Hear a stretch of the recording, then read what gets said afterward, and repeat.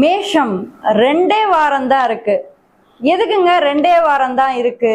ஏன்னா இந்த 2 வாரத்துல தமிழ் புத்தாண்டு வரப்போகுது. இந்த தமிழ் புத்தாண்டு ஏப்ரல் 14ஆம் தேதி சூரியன் உங்களுடைய ராசிக்கு வர போறாரு. அப்பத்துல இருந்தே பட்டாசு மாதிரி வெடிக்க போகுது உங்க வாழ்க்கை.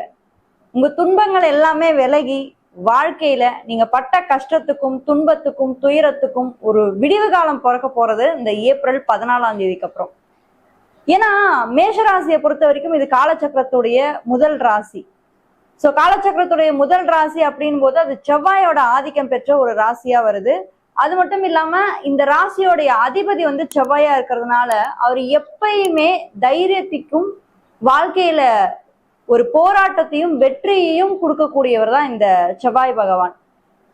சோ இந்த செவ்வாய் பகவான் பத்தி தான் நம்ம பார்க்க போறோம். அதுக்கு முன்னாடி நீங்க ருத்ரன் ஆஸ்ட்ரோ சேனலை இன்னும் சப்ஸ்கிரைப்